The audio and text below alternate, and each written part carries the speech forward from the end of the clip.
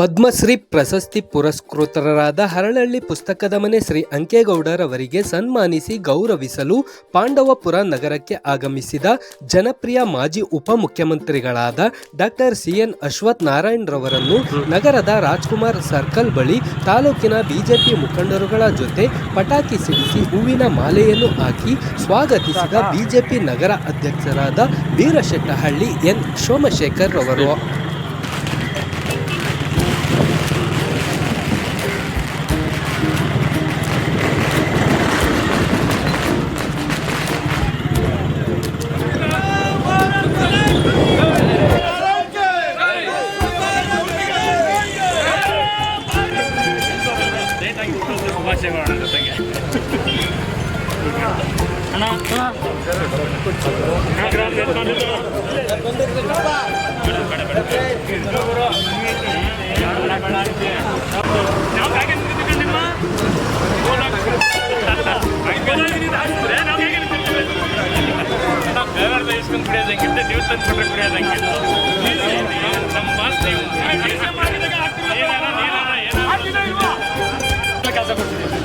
ನಂತರ ಬಿಜೆಪಿ ಮಂಡ್ಯ ಜಿಲ್ಲಾಧ್ಯಕ್ಷರಾದ doctor NS Indresh ಮತ್ತು ಬಿಜೆಪಿ ಮುಖಂಡರು ಕಾರ್ಯಕರ್ತರುಗಳ ಜೊತೆ ಡಾಕ್ಟರ್ ಸಿಎನ್ ಅಶ್ವಥ್ ನಾರಾಯಣ್ ರವರು ಹರಳಳ್ಳಿ ಪುಸ್ತಕದ ಭಂಡಾರ ಶ್ರೀ ಅಂಕೇಗೌಡರ ನಿವಾಸಕ್ಕೆ ತೆರಳಿ ಪುಸ್ತಕದ ಮನೆಯನ್ನು ವೀಕ್ಷಿಸಿ ಅಂಕೇಗೌಡರನ್ನು ಸನ್ಮಾನಿಸಿ ಗೌರವಿಸಿ ಮಾತನಾಡಿದರು.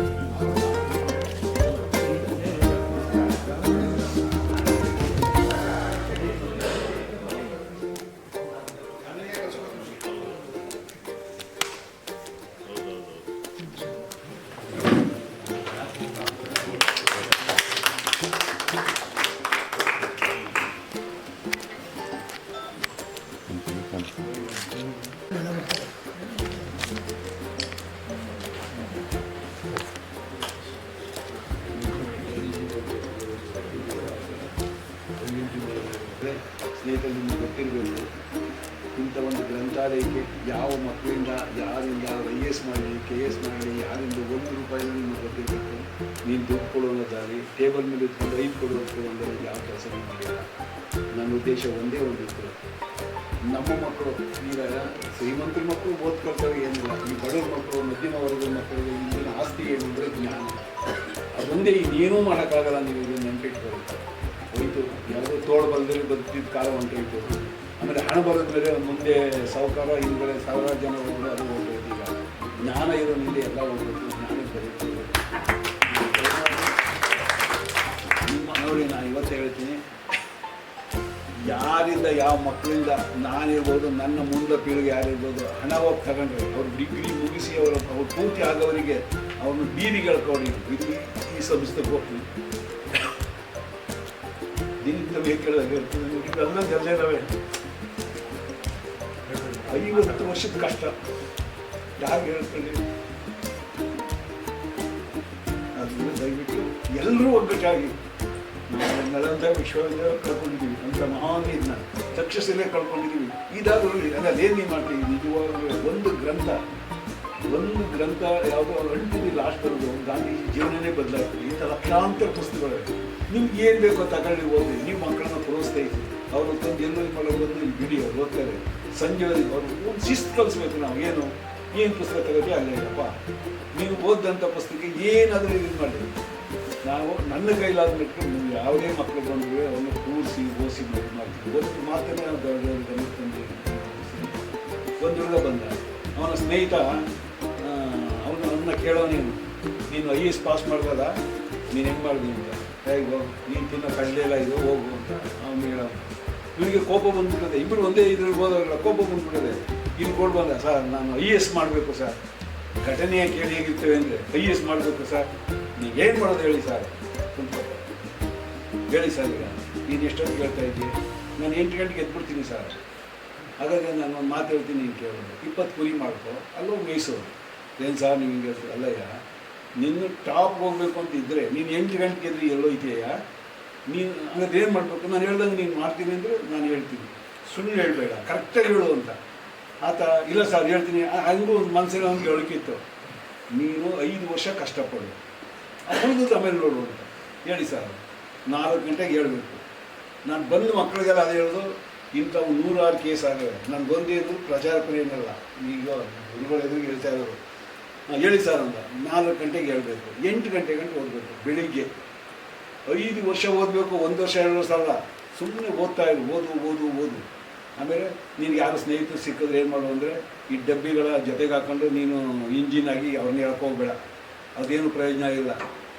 ನೀನು ಯಾವನು ಬುದ್ಧಿವಂತ ಅಂಥವ್ರು ಇಬ್ಬರು ಜೊತೆಗೆ ಹಾಕೋ, ಯಾರು ಫಾಸ್ಟ್ ಇರ್ತಾರೆ ಅವ್ರನ್ನ ಜೊತೆಗೆ ಹಾಕೋ, ಅವ್ರಿಗೆ ನೀನೇ ತಿಂಡಿ ಕೊಡಿಸು, ನೀನೇ ಅವ್ರಿಗೆ ಕ್ಷೇಮ ನೋಡ್ಕೊ, ಏನೂ ಆಗಲ್ಲ, ವಾರದಲ್ಲಿ ಒಂದಿನ ನಿಂತೀನಿ ಇದಾಗಲ್ಲ ಅಂತ. ಸರಿ, ಇದೆಲ್ಲನೂ ಪಾಲಿಸಿದ್ದಾನೆ. ಆಮೇಲೆ ಅವ್ನಿಗೆ ಹೇಳಿದೆ, ನೀನು ಇಂಗ್ಲೀಷ್ ಮಾತಾಡ್ತೀಯ, ಅದು ಸಾಕಾಗಲ್ಲ, ನೀನು ಫ್ಲೂಯೆಂಟ್ ಇಂಗ್ಲೀಷನ್ನು ಮಾತಾಡಬೇಕು. ನೀನು ಅಮೇರಿಕನ್ ಇಂಗ್ಲೀಷ್ ಗ್ರಾಮರ್ ಬುಕ್ಗಳಿವೆ, ನಮ್ಮ ಹತ್ರ ಒಂದು ಸುಮಾರು 500 ಬುಕ್ಸ್ ಇದೆ, ಇವನ್ನ ಸ್ಟಡಿ ಮಾಡು. 1-2 ತಿಂಗಳು ನೀನು ಹೇಗೆ ಟಾಕ್ ಆಫ್ ಟಿವಿ ಏನಿದೆ ಅದನ್ನು ಅಲ್ಲೋಗಿ ಕಲ್ತ್ಕೋ ಅಂತ. ನೀವು ಸಾಧ್ಯವಾದಷ್ಟು ವಾಲ್ ಮಾಡ್ಕೊಬೋದು, ಮಧ್ಯೆ ಬರುವ ನಾನು ಕೇಳುವೆ ಹೋಗೋಣ. ಈಗ ಒಂದು 6 ತಿಂಗಳು 7 ತಿಂಗಳಲ್ಲಿ ಒಂದು ಫೋನ್ ಬಂತು, ಸರ್ ಯಾರು ಹೇಳಪ್ಪ? ಸರ್ ನಾನು ಹೇಳ್ತಾನೆ ಸರ್, ನೀವು ಹೇಳಿದ್ರಲ್ಲ ಸರ್. ಆಯಿತು, ಏನಪ್ಪ ಏನಾಯ್ತಪ್ಪ? ಸರ್ ನಾನು IPSಗೆ ನಾನು ರಿಪೋರ್ಟ್ ಮಾಡ್ಕೊಳ್ತಾ ಇದ್ದೀನಿ ಸರ್. ಅರೆ ಸುಳ್ಳು ಹೇಳ್ಬೇಡ ಹೇಳು ಅಂತ. ನಿಮ್ಗೆ ಗೊತ್ತಿಲ್ಲ, ಮಕ್ಕಳು ಬಂದಿರೋ ಹೇಳಿ, ನನ್ನ ಮಕ್ಕಳನ್ನ ಮೊದಲು ಕುಂಡಿಸ್ಕೊಂಡು ಅವಕ್ಕೆ ಬಂದು ಹೇಳೋದು, ಹೇಳು ಅಂತ. ಇಲ್ಲ ಸರ್, ಯಾಕೆ ಹೇಳೋಣ ಸರ್, ನನಗೆ ತಡ್ಕೊಳಕ್ಕಾಗಿಲ್ಲ ಅಂತ. ಆಯಿತು, ನಾವು ಏನು ಕೇಳಿದ್ರು ಬೇಕಲ್ಲ, ಓದಲ್ಲ, ಏನಾಯಿತು, ಏನು ಕೇಳಿದ್ರು ಅಂತ. ಸರ್ ಓದಕ್ಕೆ ನೀವು ಹೇಳೋದಂಗೆ ಶಿಸ್ತಿಗೆ ಬದ್ಧವಾಗಿ ಹೋಗಿ ಅವ್ರ ಮುಂದೆ ನಿಂತ್ಕೊಳ್ಳಿ ಸರ್, ಕುಂತ್ಕೊಂಡು ಮೊದಲು ಕೂರ್ಬೇಡ, ಮೊದಲು ವಿನಿಯಂತವರು ಅಂತ. ಸರಿ, ಆಗ ಕೂರ್ಲಿ ಅಂತ 2ನೇ ಸಾರಿ ಹೇಳ್ತಾರೆ, ಕೂತ್ಕೊಂಡು ನಮಸ್ಕಾರ ಅನ್ಕೊಂಡು ಏನು ಕೇಳ್ತಾರೆ ಸ್ಪಷ್ಟವಾಗಿ ಹೇಳು, ಗೊತ್ತಿಲ್ಲದೆ ಸ್ಪಷ್ಟವಾಗಿ ಎಳ್ದಾಡಬೇಡ, ನೀನು ಕರೆಕ್ಟಾಗಿ ಹೇಳ್ಕೋ ಅಂತ ಹೇಳಿದ್ದೆ. ಇಲ್ಲೇ ಗೊತ್ತೋ, ಇಲ್ಲ ಸರ್ ಈ ವಿಷಯದ ಬಗ್ಗೆ ನನಗೆ ಗೊತ್ತಿಲ್ಲ ಅಂತ ಅವ್ರಿಗೆ ಗೊತ್ತಾಗುತ್ತೆ. ಸರಿ, ಇವನ ಅದೃಷ್ಟ ಅಥವಾ ಏನು, ಎಲ್ಲರೂ 3 ಜನ ಕೇಳಾರೆ ಕ್ಲೀನಾಗಿ ಎಲ್ಲ ಆನ್ಸರ್ ಮಾಡ್ಬಿಟ್ಟಾರೆ. ಆನ್ಸರ್ ಮಾಡ್ಬಿಟ್ಟು ತಿರ್ಕೊಂಡ್ಬಿಟ್ಟು, ಸರ್ ನನ್ನ ಕೆಲಸ ಕೊಡಿ ಸರ್, ನಿನ್ನ ಆಟಿಟ್ಯೂಡ್ ಸರಿ ಇಲ್ಲ, ನೀನು ಪಾಸ್ ಆಗಿದ್ದೀವಿ ಹೋಗು. ಇಲ್ಲ ಸರ್ ನಾನು ಬಡವ ಸರ್, ದುಡ್ಡಿಲ್ಲ ಸರ್ ಅಂದರೆ ನೆಕ್ಸ್ಟು ಏನು ಅಂತ ಎಲ್ರಿಗೂ ಗೊತ್ತು ಜಗತ್ತಿಗೆ, ಮನೆ ಈ ಪ್ರಾಬ್ಲಮ್ ಬರ್ತದೆ. ಇಲ್ಲ ಸರ್ ನಾನು ಹಣವಂತ ಅಲ್ಲ ಸರ್, ನನಗೆ ಪಾಸ್ ಮಾಡಲೇಬೇಕು, ಹೋಗ್ರಿ ಅಂತ ಸ್ವಲ್ಪ ಲೀಕ್ ಹೋಗ್ರಿ, ಇನ್ನೊಂದು ಮಾಡಿ ಸರ್, ಇನ್ನೂ ಏನಾರ ಕೇಳಿ ಸರ್ ಆನ್ಸರ್ ಮಾಡ್ತೀನಿ ಅಂತ. ಅವ್ರಿಗೆ ಆಶ್ಚರ್ಯ ಆಗೋಯ್ತೇವೆ ನೋಡಿ. ತಿರ್ಗಾ ನೀನೇನಾದರೂ ಆನ್ಸರ್ ಮಾಡದೆ ಹೋದರೆ ಫೇಲ್ ಐತೆ ನೋಡು. ಇಲ್ಲ ಸರ್ ನನಗೆ ಕಾನ್ಫಿಡೆನ್ಸ್ ಇದೆ ಸರ್ ಕೇಳಿ. ಅವ್ರು 3 ಜನ ಹಿಂಗೆ ನೋಡಿ ಮಾತಾಡ್ಬಿಡುತ್ತೆ. ತಿರ್ಗಾಕ ಶುರು ಮಾಡ್ಬೋದು. 4 ಕ್ವಶನ್ ಕೇಳೋರು, ಇವ್ರಿಗೇನು ಅದೃಷ್ಟು ಇದು ಎಲ್ಲ ಕ್ಲೀನ್ ಓದಿದ್ನಲ್ಲ, ಅದ್ರಲ್ಲಿ ಏನಿಲ್ಲ, ಎಲ್ಲಕ್ಕೂ ಆನ್ಸರ್ ಮಾಡಿದ್ದಾರೆ. ಆಗ ಸರ್ ಈಗ ಸರ್ ಅಂದರು, ಇಲ್ಲ ಸುಮ್ಮನೆ ಅಂದ್ಬಿಟ್ಟು 3 ಜನ ಅವರು ಏನಿದ್ರು ಜಗತ್ತಲ್ಲಿ ಬಂದಿದೆ. ಭ್ರಷ್ಟಾಚಾರ ಅಂದರೆ 100ಕ್ಕೆ 100 ಅಟ್ಲೀಸ್ಟು ಎಷ್ಟೇ ಇದ್ದರೆ ಒಂದು 2 ಕಾದರೂ ಅವಕಾಶ ಇರ್ತದೆ ಅನ್ನೋದನ್ನ ನನ್ನ ಏನು ನಾನು ಹೇಳಿದ್ರು. ನಮ್ಮ ಗ್ರಂಥಾಲಯಕ್ಕೆ ಹೋದರೆ, ಕೇಂದ್ರಕ್ಕೆ ಹೋದ್ರೆ ಹೇಳೋದು ಒಂದೇ, ನೀವೆಲ್ಲರೂ ಏನೇನು ಸಮಸ್ಯೆ ಇದೆ ನಾನು ತಂದುಬಿಡಿ, ನಾನು ಮಾಡ್ತೀನಿ, ನಮ್ಮ ಜೊತೆಲಿ ಒಬ್ರಿಗೊಬ್ರಿಗೆ ಇರೋಣ ಅಂತ ಹೇಳಿದ್ರು. ನಿಮ್ಗೆ ಹೇಳೋದು ಅದೇ, ಮಕ್ಕಳನ್ನಂತಂದು ಹೇಳ್ಬಿಡಿ, ಓದಲಿ, ಅವನು ಓದಿಸಿ ಅಚ್ಚುಕಟ್ಟಾಗಿ, ನೀವು ಇನ್ನೇನು ಸಂಪಾದನೆ ಮಾಡೋದು ಬೇಡ, ಏಕೆಂದರೆ ಇದು ಜ್ಞಾನದ ಈಗ ಹೊಂಟೋದ ಇದು ಬೇರೆ ಇವೆಲ್ಲ. ಈ ಮಾತು ಹೇಳ್ತಾ ದಯವಿಟ್ಟು ಇದನ್ನೆಲ್ಲ ನಾವೆಲ್ಲ ಸೇರಿ ಗುರುಗಳಿಗೆ ಇದಕ್ಕೊಂದು ಶಕ್ತಿ ಕೊಡಿ, ಇದು ಉಳಿಸೋಣ. ಇದು ಉಳಿಬೇಕಾದ್ರೆ ನೋಡಿ, ಹೊರಗಡೆ ಈಗ ಒಂದು ಬ್ಯಾಗ್ ಬಿತ್ತೀನಿ ನೋಡ್ರಿ, ಒಬ್ಬ ಬುಡ್ಕೊಂಬಿಟ್ಟ, ಒಂದು 10 ಎಕರೆ ಭೂಮಿ ಬೇಕು. ಯಾಕೆ ಬೇಕು ಭೂಮಿ ಅಂದರೆ, ಇಲ್ಲೇ ಒಂದು ಬರೋ ಮಕ್ಕಳಿಗೆಲ್ಲ ಕೇಸ್ ಮಾಡೋ ಮಕ್ಕಳೆಲ್ಲ ಅವು ಓದಿಗೆ ಬಂದಾಗ ಇಲ್ಲೇ ಓದಬೇಕು, ಅವ್ರು ಓದೋದು ಬರೆಯೋದು ಏನು ಮಾಡ್ಕೋಬೇಕು. ಈಗ ಮಾಡಿ ಈ ಏನು ಪುಸ್ತಕಗಳಿವೆ ಕಣ್ಣು ಕಾಣಬೇಕು, ಆ ಥರ ಪ್ರದರ್ಶನ ಮಾಡಬೇಕು. ನಿಮಗೆ ಹೇಳ್ತೀನಿ 200 ವರ್ಷದ ಪುಸ್ತಕಗಳು ಸುಮಾರು 25,000 ಬುಕ್ಸ್ ಇದೆ. 10 ಪುಸ್ತಕ ತೋರ್ತಾರೆ ನೋಡಿ, ಇದು 100 ವರ್ಷದವು ನೋಡ್ರಿ, 200 ವರ್ಷದವು ಅಂಥದ್ದು ನಮ್ಮ ಹತ್ರ 25,000 ಪುಸ್ತಕ ಇದೆ. ಶೇಕ್ಸ್ಪಿಯರ್ ಒಂದು ಸೆಟ್ಟು 9 ಪುಸ್ತಕ 2 ಕೋಟಿ ರೂಪಾಯಿ ಆಯ್ತಿದೆ ಅಂತ ಹೇಳಿದ್ರು. ಅವ್ರು ಬಂದು ಇದರಿಂದ ಬಂದು ಹೇಳಿ ಇದು 2 ಕೋಟಿ ರೂಪಾಯಿ ಇದ್ದರೆ ಇಂಗ್ಲೆಂಡ್ ಬಂದ್ವಿ ಅಂತ. ಇಲ್ಲಿರೋ ಕಾಯಿನ್ಸನ್ನ 1.5 ಕೋಟಿಗೆ ಅವ್ರು ಸ್ವಲ್ಪ ಒಂದು ಬ್ಯಾಗ್ ಇದೆ. ಯಾಕಂದ್ರೆ ಯಾಕೆ ಮಾರಿಲ್ಲ ಅಂದರೆ ಅದಲ್ಲ, ಮುಂದೆ ಸಿಗಲ್ಲ, ನಮ್ಮ ಮಕ್ಕಳುಗಳು ನೋಡೋಕ್ಕಾಗಲ್ಲ. ಈ ದೃಷ್ಟಿ ಇಟ್ಕೊಂಡು ಮಾಡಿದ್ದಾನೆ ಹೊರತು ಯಾರೇನೇ ಹೇಳಿದ್ರು ಇನ್ಯಾವುದೂ ಇದೆಲ್ಲ. ನಮ್ಗೆ ಗೊತ್ತು, ತಿನ್ನೋದೇ ಒಂದೇ ಇಡೀ ಅನ್ನ, ಅದು ನಿಂತೋಗೈತೆ. ಈಗ ಮುಂದೆ ಮಕ್ಕಳುಗಳ ಯೋಗಕ್ಷೆ ಬರಲ್ಲ. ಬರೀ ನಾನು ಕುಟುಂಬ ಒಂದೇ ಸಂಸಾರ ಆಗಲ್ಲ. ಒಂದು ಮಾತು ಹೇಳ್ತಿರ, ಸಾಲು ಏರಿಗೆ ಬೆಂಕಿ ಬಿದ್ದರೆ ಸಂಪನ್ನರ ಮನೆ ಉಳಿದೈತೆ ಅಂತ. ಎಲ್ಲವೂ ಕತ್ಕೊಂಡು ಇವಾಗ ಯಾರೂ ಉಳಿಯಲ್ಲ. ಅದರಿಂದ ಎಲ್ಲರೂ ಸುಖವಾಗಿರ್ಬೇಕು ಅಂದರೆ ಒಬ್ಬರಿಗೊಬ್ಬರು ಮಾತಾಡ್ಕೊಂಡು ಮಾಡೋಣ. ನಿಮ್ಮ ಮಕ್ಕಳುಗಳನ್ನ ಕಳಿಸಿ. ನಾನು ನಿಮ್ಮ ಪರವಾಗಿ ಗುರುಗಳು ಒಂದು ಹೇಳೋದು, ಯಾರ ಇವರು ಅವರು ನಮಗೆ ಗೊತ್ತಿಲ್ಲ. ನಾವು ಒಂದಿನ ಹೋಗಿ ಬೀದಿ ನಿಂತು ರಾಜಕೀಯ ಮಾಡ್ತಾರೆ. ನನಗೆ ಇದೆಲ್ಲ ಜಾರಿ ಆಗಿದ್ದೀನಿ. 50 ವರ್ಷ 55 ವರ್ಷ ಈ ಕೆಲಸ ಮಾಡಿದ್ದೀನಿ. ಎಲ್ಲೂ ಯಾತಿಗೆ ಸ್ಟೇಟ್ ಹೋದರೆ ನಾನು ಎಲ್ಲೂ ಏನು ತೋರಿಸ್ಕೊಳ್ಳೋಲ್ಲ. ರಸ್ತೆಯಲ್ಲಿ ಹೋಗ್ತಾ ಇದ್ದರೆ ನಾನು ಬಡ್ಕೊಂಡು ಹೋಗಿದ್ದೀನಿ. ನಾನು ಯಾವುದು ಇದೆಲ್ಲ ಬೇಕು ಆಗಿದೆ. ದಯಮಾಡಿ ನೀವೊಂದು ಜವಾಬ್ದಾರಿ ತಗೊಂಡು ಏನಾರು ಮಾಡಿ ಉಳಿಸೋಣ ಎಲ್ಲ ಸೇರ್ಕೊಂಡು. ಅದು ನನ್ನ ಪ್ರಾರ್ಥನೆ ಅಷ್ಟೇ. ನಮ್ಮ ನಾಡಿನ ಹೆಮ್ಮೆಯ ಮಗ ಸನ್ಮಾನ್ಯ ಅಂಕೇಗೌಡರು ಏನೊಂದು ಜ್ಞಾನಕ್ಕೆ ತುಂಬ ಆದ್ಯತೆಯನ್ನು ಕೊಟ್ಟು ಜ್ಞಾನದ ಶಕ್ತಿ ಏನು ಅಂತ 50 ವರ್ಷದ ಹಿಂದೆನೇ ಅರ್ಥ ಮಾಡಿಕೊಂಡು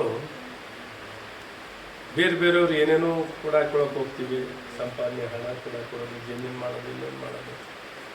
ಇವರು ಪುಸ್ತಕಗಳನ್ನು ಸಂಗ್ರಹವನ್ನು ಮಾಡುವಂಥದ್ದು, ಜ್ಞಾನಕ್ಕೆ ಒತ್ತನ್ನು ಕೊಟ್ಟು ಕೆಲಸ ಮಾಡಿದರೆ ಮಹತ್ವರು. ಹಾಗಾಗಿ ಭಾಳ ಸ್ಪಷ್ಟ ಗುರಿ ಮತ್ತು ಸಂದೇಶ ಇಟ್ಕೊಂಡು ಸಮಾಜಮುಖಿಗಳಾಗಿ ಒಂದೇ ಗುರಿ ಒಂದೇ ದಾರಿ, ಅಕ್ಕಪಕ್ಕ ಇನ್ನೇನು ಬೇರೆ ನೋಡ್ತಿರಲಿಲ್ಲ. ನನ್ನ ಕರ್ತವ್ಯ ಏನು, ನನ್ನ ಗುರಿ ಏನು ಅಂತ ಸ್ಪಷ್ಟತೆ ಇಟ್ಕೊಂಡು ಯಾರು ಏನಿಲ್ಲ ಏನಿಲ್ಲ ಅವ್ರಿಗೆ ಸ್ವತಃ ತಿಳುವಳಿಕೆಯಾಗಿ ಅರಿವಿನಿಂದ ಮಾಡಿರುವಂಥ ಸತ್ಕಾರ್ಯ. ಹಾಗಾಗಿ ಇವತ್ತು ಇಡೀ ನೋಡಿ ಮೇಲ್ಕೋಟೆ ಅದು ನಮ್ಮ ಪಾಂಡವಪುರ ಹೆಸರುವಾಸಿ ಆಗಿರೋದು. ಇವತ್ತು ನೋಡಿ ಇಡೀ ಜಗತ್ತಲ್ಲಿ ಎಲ್ಲ ಇದೇ ಒಂದೇ ಚರ್ಚೆ. ಇಲ್ಲಿ ಪುಸ್ತಕದ ಭಂಡಾರ ಒಂದು ದೊಡ್ಡ ಅವ್ರು ಹೇಳಿದ ಮಾತು ನಾನು ಒಂದು ಇಂಟರ್ವ್ಯೂ ನೋಡ್ತಿದ್ದೆ. ಅಂಕೇಗೌಡರು ಹೇಳಿರೋದು, ನಳಂದ ತಕ್ಷಶಿಲಾ ಥರ ಇದು ಬೆಳಿಬೇಕು. ಕಲ್ಪನೆ ನೋಡ್ರಿ ಹೇಗಿದೆ. ನಳಂದ ತಕ್ಷಶಿಲಾ ಥರ ಇಲ್ಲಿ ಈ ಪುಸ್ತಕದ ಸಂಗ್ರಹಾಲಯ ಅಥವಾ ಏನು ಲೈಬ್ರರಿ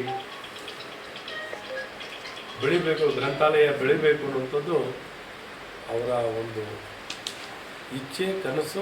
ಅವ್ರ ಶಕ್ತಿ ಮೀರಿ ಏನು ಮಾಡಬೇಕು, ಶಕ್ತಿ ಮೀರಿ ಮಾಡಿದ್ದಾರೆ. ಇದನ್ನೆಲ್ಲ ಮೊದಲಿಂದಲೂ ಸಮಾಜ ಗೌರವಿಸ್ತಾ ಬಂದಿದ್ದಾರೆ. ಹಾಗೆ ಇಂದಿನ ಮುಖ್ಯಮಂತ್ರಿಗಳು ಸದಾನಂದ ಗೌಡರು ನೋಡ್ರಿ, ಇಲ್ಲಿ ಯಾವುದೇ ಒಳ್ಳೆ ಕೆಲಸ ಆದರೆ ಯಾವುದೂ ನಿಲ್ಲಲ್ಲ ಅನ್ನೋದಕ್ಕೆ ಜನ ಇಲ್ಲಿರೋರು ಮುಖ್ಯಮಂತ್ರಿ ಅಂತ ಸದಾನಂದ ಗೌಡರಲ್ಲಿ ಇಲ್ಲಿನ ನಿಮ್ಮ ಕೆಲಸ ಇರಲಿ, ನೀವು ನಿಮ್ಮ ಕೆಲಸವನ್ನು ಗುರುತಿಸಿ ನೋಡಿ. 106 ಜನ ನೋಡ್ರಿ ಬೇರೆ ಹೇಳೋದನ್ನ ನಿಮ್ಮ ಒಳ್ಳೆ ಕೆಲಸಗಳನ್ನು ಹೇಳ್ಕೊಂಡು ಅವತ್ತೇ ಅವರು 2012ರಲ್ಲಿ ಬಡ್ಜೆಟಲ್ಲೇ ನಿಮ್ಮ ಹೆಸರು ಘೋಷಣೆಯನ್ನು ಬೇರೆಯವರು ಮಾಡಿದ್ದಾರೆ. ಸದಾನಂದ ಗೌಡರು ಸಾಹೇಬರು 2012ರ ಬಡ್ಜೆಟಲ್ಲೇ 50 ಲಕ್ಷ ಹಣವನ್ನು ಇದಕ್ಕೆ ನಿಗದಿ ಮಾಡಿ ಗ್ರಾಂಟ್ ಮಾಡಿದ್ದಾರೆ. ಹಾಗೆ 2019ರಲ್ಲಿ ಅದ್ರ ಮುಂಚೆನೂ ಕೋಡೇಸವರು ಹರಿ ಕೋಡೆಯವರು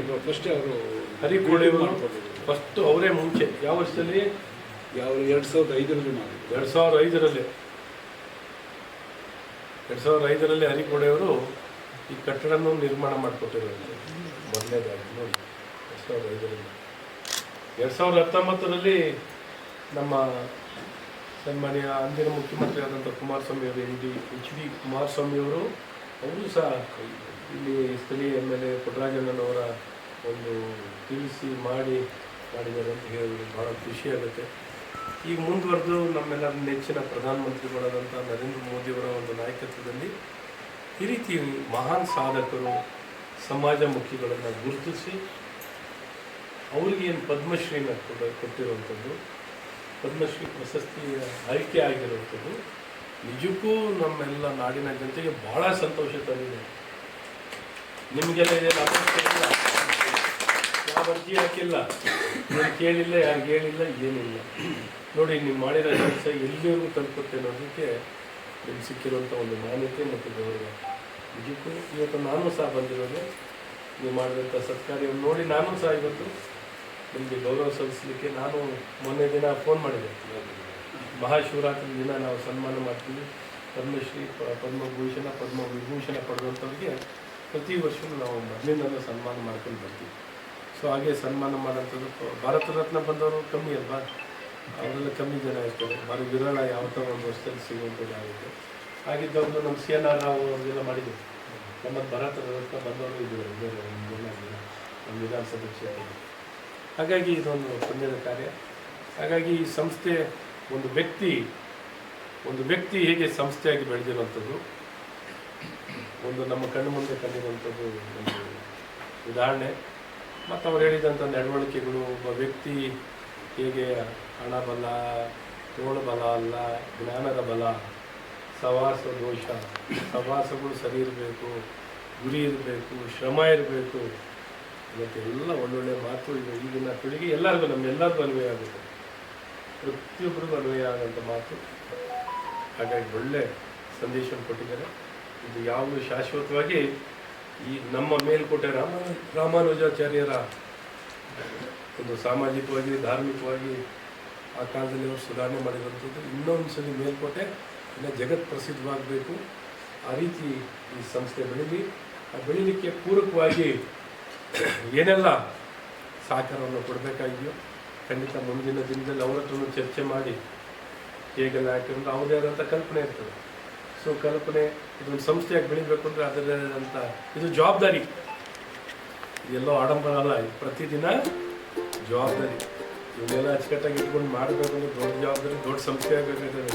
ಇದು ನೋಡ್ಕೊಳ್ಳೋಕ್ಕೆ ಎಷ್ಟೋ ಜನ ಬೇಕಾಗ್ತದೆ, ನೋಡ್ಕೊಳ್ಳೋಕ್ಕೆ ಎಷ್ಟೋ ಜನ ಆಗ್ತದೆ. ವ್ಯವಸ್ಥಿತವಾಗಿ ನಡೆಸೋದು, ಅಚ್ಚುಕಟ್ಟಾಗಿ ಕ್ಯಾಟ್ಲಾಗಿಂಗ್ ಮಾಡೋದು, ನಡೆಸೋದು, ಮಾಡೋದು ಇದೊಂದು ಹೆಮ್ಮರವಾಗಿ ಬೆಳೆಯುವಂಥದ್ದು. ಸೊ ಇವೆಲ್ಲವೂ ಬೆಳೀಲಿ. ಮುಂದಿನ ದಿನ ಚರ್ಚೆ ಮಾಡಿ ಹೇಗೆ ಹೋಗಬೇಕು, ಸ್ಟ್ರಕ್ಚರ್ ಯಾಕಂದರೆ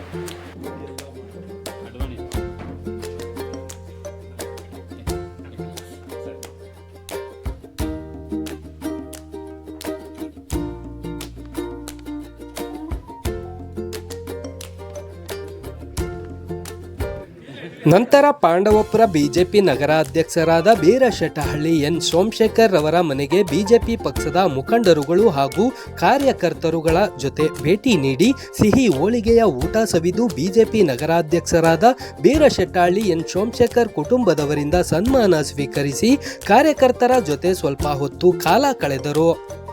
ಈ ಸಂದರ್ಭದಲ್ಲಿ ಬಿಜೆಪಿ ಜಿಲ್ಲಾಧ್ಯಕ್ಷರಾದ ಡಾಕ್ಟರ್ NS ಇಂದ್ರೇಶ್, ಮಹಿಳಾ ಮೋರ್ಚಾ ಜಿಲ್ಲಾಧ್ಯಕ್ಷರಾದ ಮಂಗಳಾ ನವೀನ್ ಕುಮಾರ್, ಮಾಜಿ DCC ಬ್ಯಾಂಕ್ ಅಧ್ಯಕ್ಷರಾದ ಉಮೇಶ್, ಶ್ರೀರಂಗಪಟ್ಟಣ ಶ್ರೀಧರ್, ಸತೀಶ್ ಮದ್ದೂರು, HN ಮಂಜುನಾಥ್, ಮೈಸೂಗರ್ ಮಾಜಿ ಅಧ್ಯಕ್ಷರಾದ ಶಿವಲಿಂಗೇಗೌಡ, ಬಿಜೆಪಿ ತಾಲೂಕು ಅಧ್ಯಕ್ಷರಾದ ಧನಂಜಯ್, ಪುರಸಭೆ ಮಾಜಿ ಉಪಾಧ್ಯಕ್ಷರಾದ L Ashok, SNT Somashekar, Pattasomanahalli Ramesh, Kennalu Hemanth Kumar, Prasad, Deepu, Bannangadi Suresh, Balagatta Ashok, J Balagangadhar, Somachari, Narasimhachari ಸೇರಿದಂತೆ ತಾಲೂಕಿನ ಬಿಜೆಪಿ ಮುಖಂಡರು, ಕಾರ್ಯಕರ್ತರು ಉಪಸ್ಥಿತರಿದ್ದರು.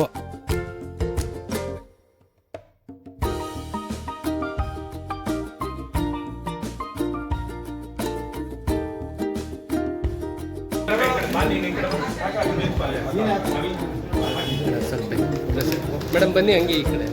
ಹಾಂ ಬನ್ನಿ ಹಂಗೆ ಹೋಗ್ರಿ ಫ್ಯಾಮಿಲಿ. ಹೋಗು ನೀನು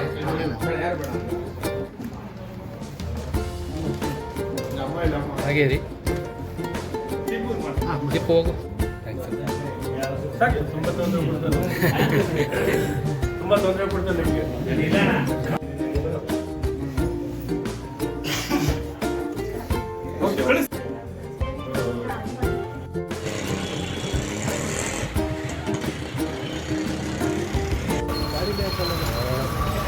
ಆಯ್ತು